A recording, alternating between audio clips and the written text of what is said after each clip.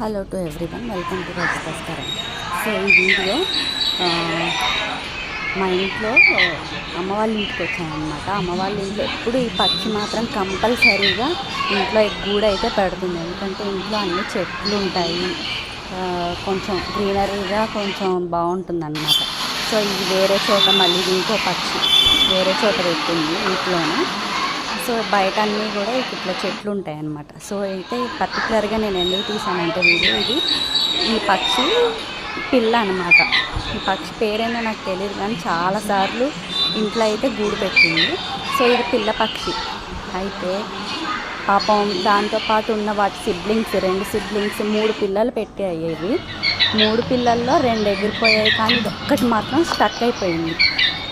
So ఎందుకు stuck అయిపోయింది అంటే దానికి పాపం ఎగరడానికి చాలా ట్రై చేస్తుంది. చూడండి ఎలా ట్రై చేస్తుంది ఎగరడానికి, కానీ దాని కాలు అనేది ఆ గూడు ఆ నెస్ట్లో చిక్కుకుందనమాట. చిక్కుకొని పాపం చాలా గట్టి ప్రయత్నం చేసింది బయటికి ఎగిరిపోవాలని.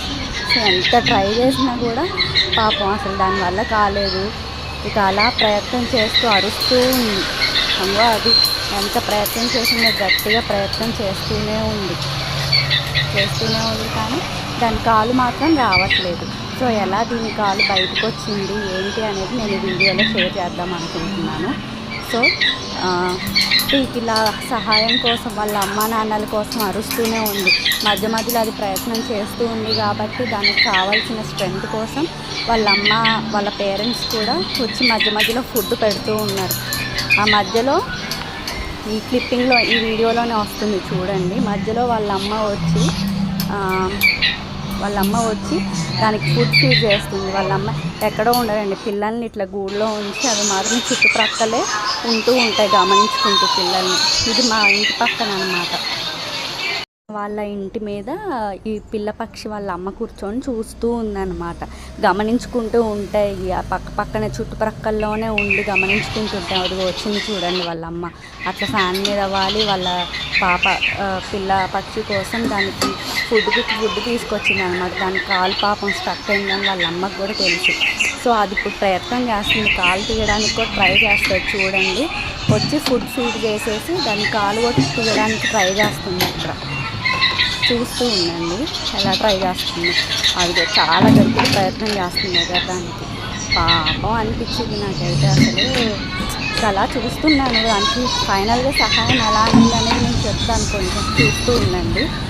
ఇప్పుడు అసలు ఎంత గట్టి ప్రయత్నం అంటే అసలు ఆ పట్టుదల అదంతా చూసి నాకే చాలా ఆశ్చర్యంగా అనిపించింది. అంత చిన్న పక్షి పాపం దానికి స్ట్రెంత్ సరిపోదు కదా, చిన్న పక్షి స్ట్రెంత్ సరిపోదు అనేసి వాళ్ళ అమ్మ వచ్చి ఇప్పుడు ఫుడ్ కూడా ఫీడ్ చేస్తుంది. వాళ్ళ అమ్మ ఫుడ్ ఫీడ్ చేసి దాని కాలు కూడా దాంట్లో నుండి తీయడానికి ట్రై చేస్తుంది. ట్రై చేసి దాంతోపాటు ఎగిరియడానికి ట్రై చేస్తుంది, కానీ దాని కాలు రాదు, అందులోనే చిక్కుపడిపోయి ఉంటుంది. అరుస్తూనే ఉంది.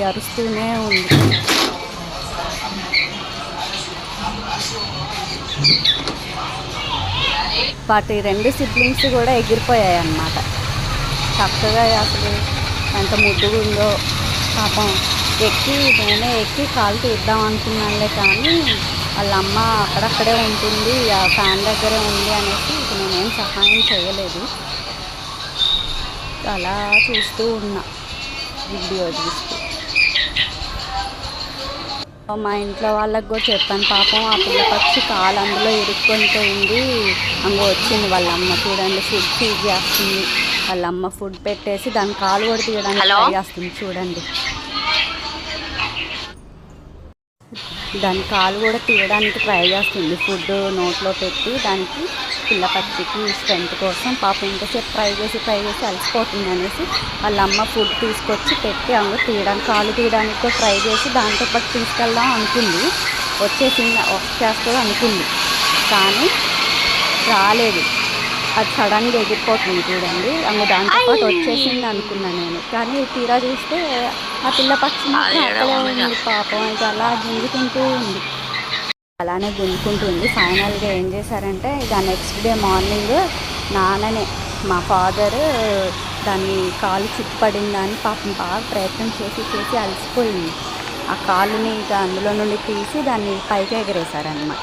సో ఇలాంటి సిచ్యువేషన్స్ అయితే మనకి లైఫ్లో చాలా ఉంటూ ఉంటాయి.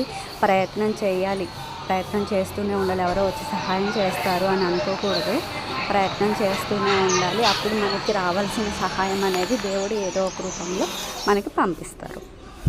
ఈ వీడియో కానీ నచ్చినట్లయితే like, share and subscribe to my channel. Thank you so much for watching.